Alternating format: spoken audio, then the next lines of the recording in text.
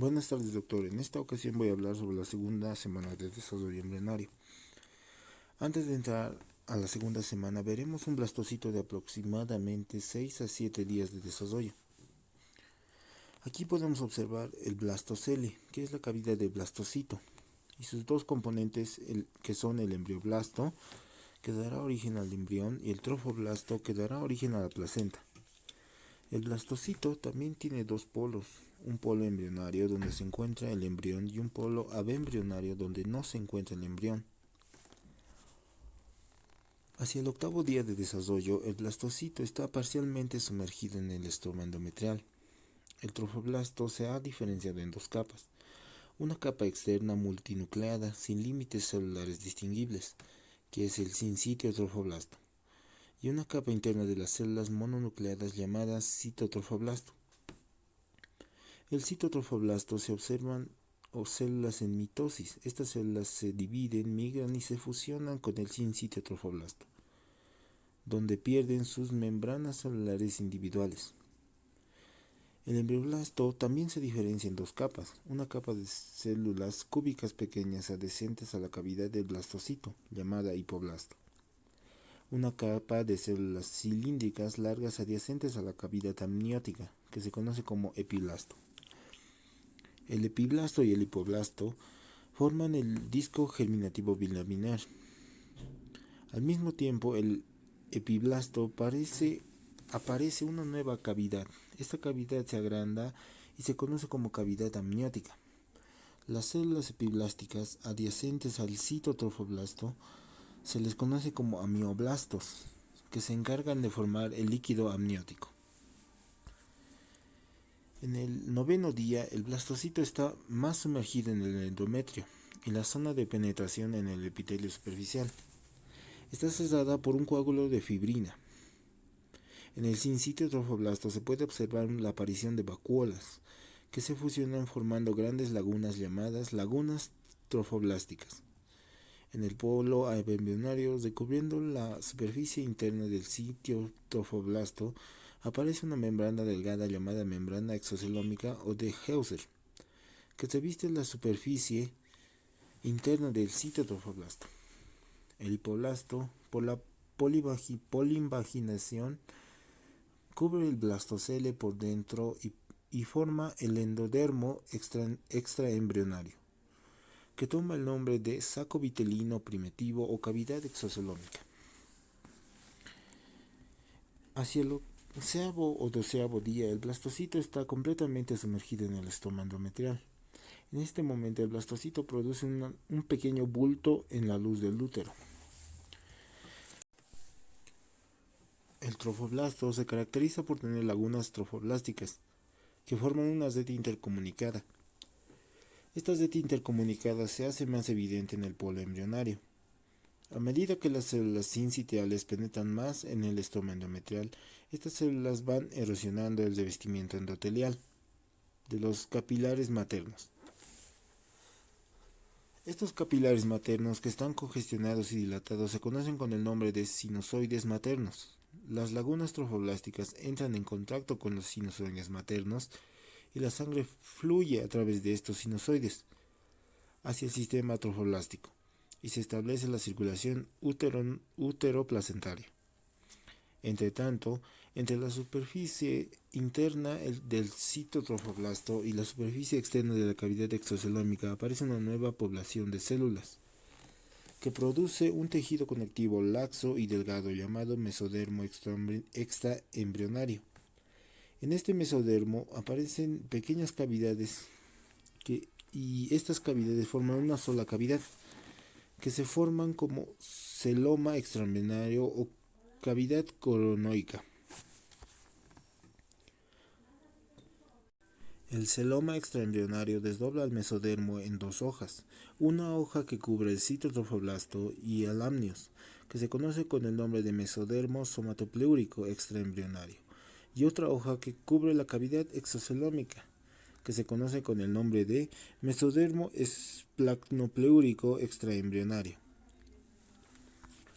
Hacia el día 13, la cicatriz superficial ya ha desaparecido, pero a veces el lugar de la adaptación sangra debido al aumento del flujo sanguíneo en las lagunas trofoblásticas. Esta hemorragia se puede confundir con la hemorragia menstrual normal y por consiguiente puede comportar cierta inexactitud a la hora de determinar el día de que se espera el parto. El trofoblasto se caracteriza por estructuras en forma de vellosidades. Las células del sitio trofoblasto proliferan localmente y penetran el sinsitio trofoblasto. Estas columnas celulares cubiertas por sinsitio se conocen como vellosidades primarias y presentan la primera fase de las vellosidades coriónicas. El lipoblasto produce otras células y recubre la superficie interna de la cavidad exocelómica, produciendo una nueva cavidad que se conoce como saco vitelino secundario o saco vitelino definitivo. Los restos del saco vitelino primitivo quedan como un quiste exocelómico en la cavidad coreónica. El mesodermo extraembrionario somático que recubre el sitio trofoblasto cambia de nombre y se conoce como placa coriónica. La placa coriónica más el sinsitio trofoblasto y el sitio trofoblasto se conoce como corión. Este corión forma la pared del saco coriónico, donde el saco vitelino secundario y la cavidad amniótica quedan suspendidos mediante el pedículo de ficación. Cuando empleamos el disco germinativo bilaminar en el cual observamos el epiblasto y el hipoblasto, se observa que en el hipoblasto, en una zona específica, las células hipoblásticas se tornan de forma cilíndrica y esto hace que esta área se engrose y se conoce como placa precordal. Y esta placa precordal nos indica la localización de la boca y es uno de los elementos localizadores de la cabeza. La tercera semana del desarrollo embrionario. El acontecimiento más importante durante la tercera semana del desarrollo embrionario es la gastrulación. Es el proceso por el cual se establecen las tres capas germinales, el ectodermo, mesodermo y el endodermo. Para poder observar el fenómeno de la gastrulación es importante observar el disco completamente, por lo cual se hacen dos cortes. Un corte para separar el disco de la cavidad amniótica y un segundo corte para separar el disco del saco vitelino secundario. Al hacer estos cortes nos resulta de esta manera, donde se puede observar un disco completo con la cavidad amniótica seccionada y el saco vitelino también seccionado. Y también corroboramos que es un disco germinativo bilaminar, porque en este lado se puede observar el epiblasto y el hipoblasto. El primer evento que ocurre en la gastrulación es la aparición de la línea primitiva o surco primitivo. Para que se forme este surco primitivo hubo un poco de apoptosis y también aparece en la parte decefálica del disco una estructura llamada membrana bucofaringea. En la membrana dorsal, el disco germinativo bilaminar, se observa que la línea primitiva se marcó muy bien. Se nota que el desarrollo de esta estructura es más prominente en el extremo cefálico. Al final de la línea primitiva, casi en la parte media del disco, empieza a haber una proliferación local de las células que hace que aparezca una pequeña elevación llamada nódulo primitivo. Posteriormente, en el centro del nódulo primitivo va a haber un poco de apoptosis, que pasó a la formación de la fosita primitiva en la parte más superficial del nódulo. Para poder observar la fosita primitiva, se hace un corte y se observa desde abajo. Aquí vemos un disco germinativo bilaminar seccionado para observar desde el extremo inicial de la línea primitiva. Asimismo, se diferencia el epiblasto y el hipoblasto. Desde esta vista se alcanza a observar la fosita primitiva, que es una estructura hueca. Para empezar la gastrulación, lo primero que sucede es que se prolifera el epiblasto, que es el precursor de las tres capas germinativas, las cuales son el mesodermo, el ectodermo y el endodermo. Lo primero es que el epiblasto se prolifera y el exceso de células se desprende del epiblasto y migran a la línea primitiva, donde las células se invaginan en el espacio medio, dando origen a las nuevas capas germinativas, que cambian de nombre. El hipoblasto se va a llamar endodermo. La capa de la mitad se va a llamar el mesodermo intraembrionario. Y por último, el epiblasto se transformará en el ectodermo. Después del proceso de la gastrulación, proseguimos a ver cómo es el proceso de la notocorda.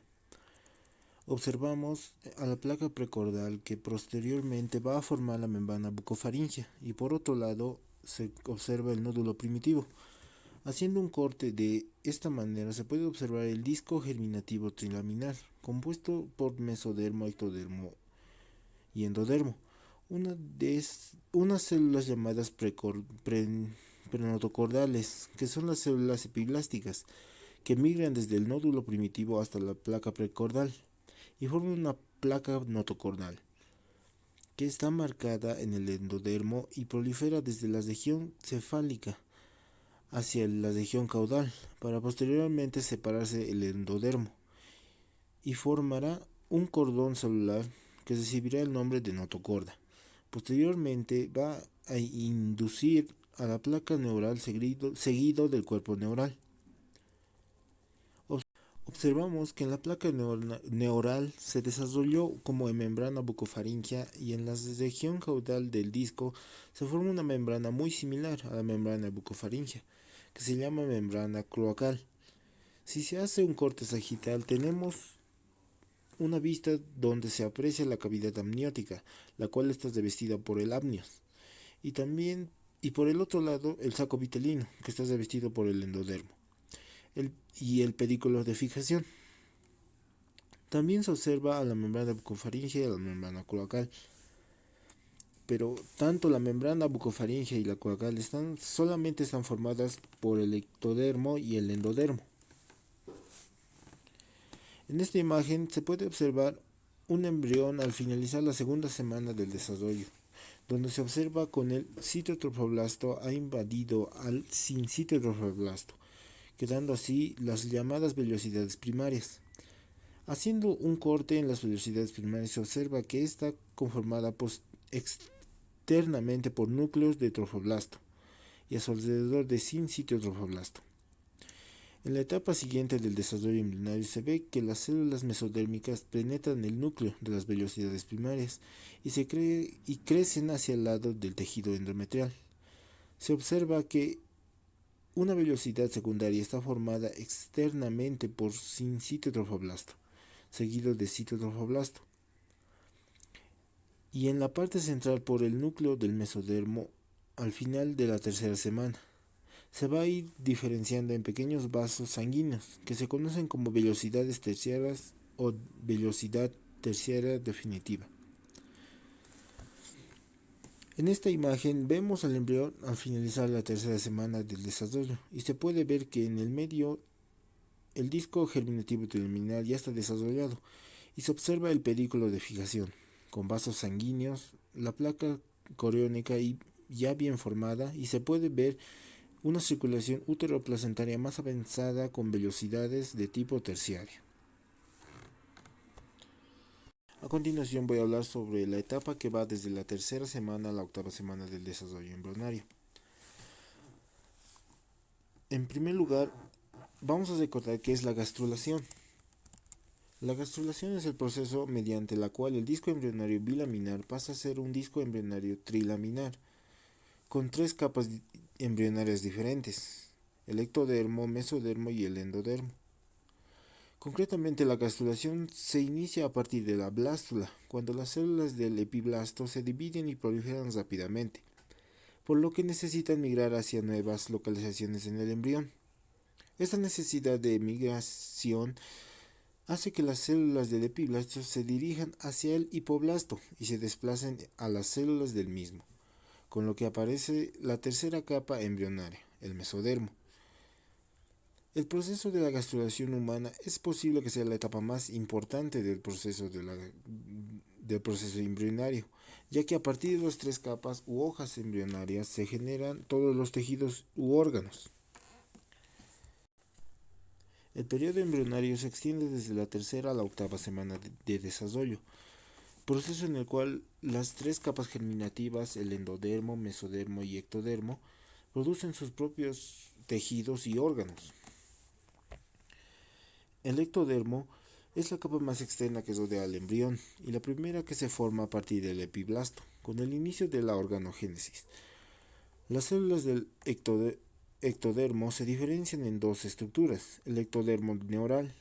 Este ectodermo neural formará el sistema nervioso, el cerebro y la médula espinal, y el ectodermo superficial, que formará los tejidos más superficiales como la epidermis, el pelo, las uñas, las glándulas mamarias, las glándulas subcutáneas y el esmalte de dientes. El mesodermo. El mesodermo es la capa intermedia, pero la que se forma en último lugar a partir de la migración de las células del epiblasto, tal y como hemos comentado. El mesodermo es la hoja embrionaria que formará la mayoría de los tejidos y órganos del futuro feto. Para ello, en primer lugar, se diferencia de las siguientes estructuras. La notocorda se sitúa en el eje longitudinal del embrión, desde la base de la cabeza hacia la cola, y actúa como sostén. La notocorda además es fundamental para la formación del tubo neural a partir del ectodermo. El mesodermo paraxial se desarrolla en el dorso del embrión a lo largo de la notocorda. Las células mesodérmicas forman los llamados pares de somites, unos bloques celulares en ambos lados del tubo neural, que se encargan de formar el tejido muscular, esquelético, cartilaginoso y la dermis. El mesodermo intermedio, también denominado nefrótomo, ya que dará lugar a los riñones a ambos lados del embrión y otros componentes del sistema urogenital. El mesodermo lateral es la parte más externa del mesodermo y la que originará el sistema sanguíneo y el cardiovascular. Sus células también darán lugar al endot. El endodermo es la capa más interna que con la diferenciación del cuerpo del embrión y el líquido que queda en el exterior se divide en dos partes. El endodermo embrionario dará lugar a los órganos internos del cuerpo, es decir, aquellos que forman el aparato digestivo, el sistema respiratorio, entre los que se encuentran la faringe, el estómago, el intestino, el hígado, el páncreas, la vesícula biliar, la vejiga urinaria, etc. El endodermo extraembrionario es la parte que queda fuera del embrión y que forma el saco vitelino, una estructura encargada de nutrir y aportar oxígeno al embrión durante las primeras semanas del desarrollo. Estas dos partes endodérmicas quedan comunicadas por un orificio ancho que aproximadamente se convertirá en el cordón umbilical. Debido a la formación de los sistemas de órganos y al rápido crecimiento del sistema nervioso central, el disco embrionario, inicialmente plano, comienza a alargarse y a formar las regiones encefálica y caudal. Esto mediante los pliegues, lo que hace que el embrión se curve hacia la posición fetal. El embrión forma además dos pliegues en la pared lateral del cuerpo, que crecen en dirección ventral y cierran esta pared ventral. Este crecimiento y plegamiento impulsan el amnios en la dirección ventral y el embrión queda dentro de la cavidad amniótica, donde la comunicación con el saco vitelino y la placenta se conserva a través del conducto vitelino y el cordón umbilical. Gracias.